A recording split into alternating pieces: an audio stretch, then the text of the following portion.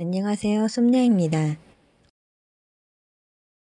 오늘 그려볼 주제는 닭들의 왕 청개입니다. 청개는 중국에서 전해 내려오는 닭들의 왕으로 닭의 킹, 닭의 원조 치킨되는 녀석입니다.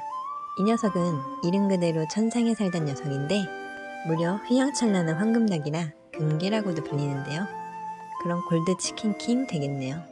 원래 금계성에서 살다 이사를 계획하고 중국 북남쪽 큰 바다에 도도산, 도삭산이라고도 불리는 신비롭고 신성한 산에 있는 아주 영험한 복숭아나무를 주거지로 점찍어 강림하게 됩니다. 이 복숭아나무는 엄청나게 거대해서 1200km나 된다고 하는데요. 무려 골드치킨 킹님 정도 되니까 집도 그 정도 대주택 정도는 돼야 위험히 살겠죠? 이런 청개가 인간계로 강림해 살면서 하는 일이 있는데 그건 바로 새벽에 울어대는 일입니다.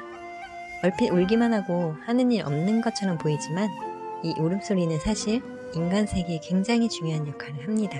막 해가 뜨기 시작하면서 복숭아나무를 비추게 될 때 청개가 비로소 울어대기 시작하는데요. 이 청개를 스타트로 지상의 온 닭들이 일제히 따라오게 되면서 인간 세계 동트는 아침 시각을 알려주는 시계 역할을 하게 됩니다. 그러니까 닭들이 해 뜨는 새벽마다 울어대는 이유가 이놈 청개 때문인 거죠.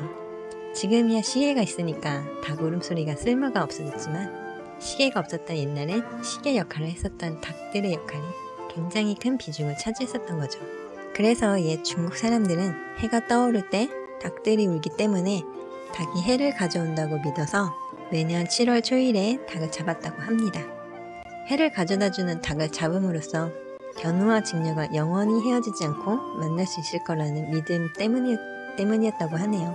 이 닭은 속설도 참 많은데요. 닭이 제때 울지 않으면 불길한 일이 생기고 초저녁에 울면 재수가 없고 오밤중에 울면 불행한 일이 생기고 해가 진 뒤에 울면 집안이 망한다 라거나 정월 초하룻날 새벽에 우는 닭 울음소리가 10번을 넘기면 그 해에는 풍년이 된다고도 해요.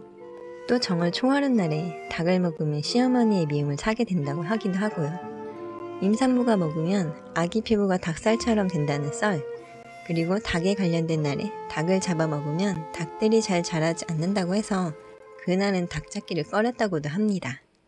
그리고 중국에선 닭날개의 깃털을 불에 태워서 술에 타먹으면 원하는 신부를 얻을 수 있다고 해서 그날은 닭날개를 그렇게 태웠다고도 해요. 또 높은 신분이 상을 치를 때 닭을 풀어서 닭이 걸어다닌 발자국 방향이나 닭이 향하는 방향을 보고서 그 자리를 무덤으로 정했다고 할 정도로 이 길조덩어리 닭은 날개 달린 동물로는 유일하게 12지신에 들어가는 영광을 가지고 있는데요. 여호와가 태초에 천지를 창조했을 때 가장 먼저 닭을 만들었다고 할 정도로 가치의 위용을 과시합니다. 역시 가치는 힘이네요. 더군다나 닭은 영양 만점으로 옛날부터 비삼이라고도 불렸습니다.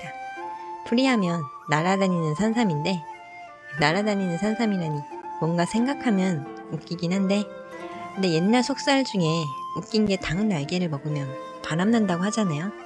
사실 이건 날개가 맛있으니까 맛난 거 지들끼리만 먹으려고 지어낸 말이죠. 과학적으로 날개에 콜라겐이 많다고 밝혀지긴 했어요. 근데 닭 날개를 먹어서 피부가 좋아져 어려 보이는 효과로 바람필 확률이 올라간다나 뭐라나. 근데 그런 건 위인이나 봄이나 그렇게 부위별로 풍족하게 넘치게 먹을 수 있는 지금 시대나 해당되는 말이지.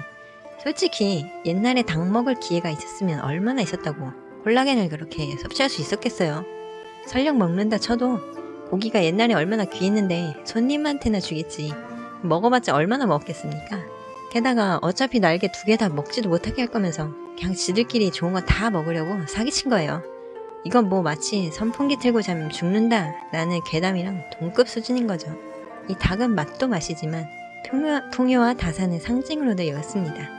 사극에서도 간혹 나오긴 했는데 옛날 전통 혼례 땐 청홍 보자기에 닭을 싸서 상에 올린 뒤 식이 끝나면 태백용으로 쓰였습니다. 그리고 먹었겠죠? 많은 알을 낳는 닭의 특성상 다산과 부활을 상징하는 길줄아기였기 때문입니다. 닭 예찬은 거기에 그치지 않고 한나라 한시 외전에 따르면 닭은 5가지 덕까지 지녔다고 합니다. 머리에 관을 쓰고 있으니 학문의 문, 발은 날카로운 발톱을 지녀 물을 겸비했고 죽을 때까지 물러서지 않고 싸운다 해서 용기의 용, 먹이를 먹으면 서로에게 꼭꼭꼭 알리는 인의 인, 언제나 잊지 않고 새벽 시간을 알리니 믿음의 신이라고 해서 오덕을 가진 닭을 중국에선 굉장히 좋아했다고 합니다. 오덕닭이네요. 오덕닭. 또 닭그림은 출세를 상징하기도 해서 벼슬에 뜻을 둔 사람은 공부할 때 부적 같은 개념으로 닭그림을 걸어두고 공부했다고 하니까 양반집에선 닭그림이 선택 아닌 필수였겠네요. 그때는 과거급제가 집안의 운명을 달리했을 정도로 엄청나게 중요했으니까요. 또 이 금계가 알을 품고 있는 모양이라는 뜻의 금계포란형을 명당 중에 명당으로 쳤는데요. 뭐 그건 풍수지리를 보는 지금도 중요하게 보긴 마찬가지죠. 또 중국에서 유명한 5대 무이암차 중에 백괴관이라고 닭과 관련된 차가 있어요. 명나라 때 승려가 독수리와 혈투를 벌이는 금계를 발견하게 되는데 이 금계를 도와주려고 했는데 독수리한테 죽고 맙니다. 그래서 금계를 치근히 여긴 승려가 근처 차밭에 묻어주게 되는데 다음에 금계가 죽은 자리에 가봤더니 글쎄 입모양이 마치 하얀 닭벼슬이랑 비슷하게 돋아난 나무가 있더랍니다. 해서 이를 백계관이라고 불렀다고 합니다.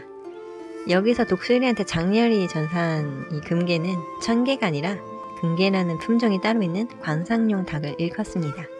같이 골드킹님께서 독수리 따위한테 감히 죽지는 않겠죠.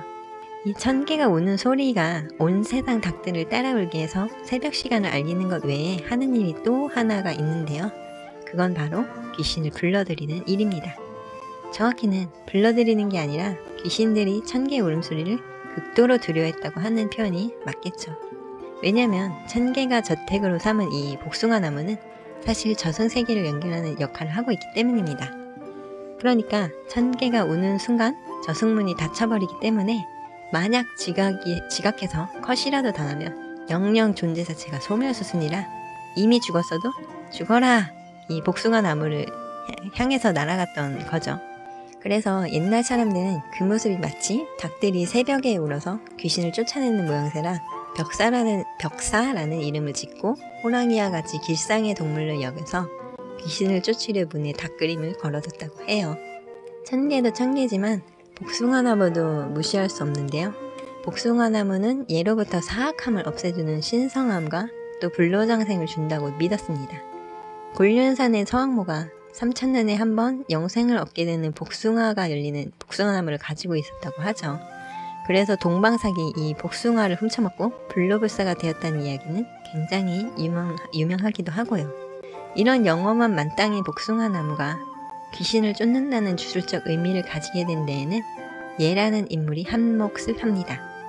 이 예가 누구냐면요.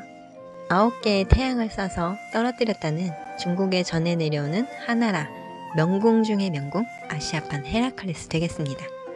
인성은 헤라클레스와 하늘과 땅 차이겠지만요. 어쨌건 얘가 말년에 제자를 한 명 드리게 되는데요. 근데 이 제자란 놈이 자기 2인자가 되기 싫다면서 얘한테는 실력으로 이기지 못하니까 야비하게 복숭아나무로 곤봉을 만들어 얘의 통수를 후려쳐서 죽이게 됩니다. 그렇게 재수없게 복숭아 곤봉에 맞아 죽은 얘는 죽어서 귀신들의 우두머리 종포신이 되는 비운의 영웅이죠.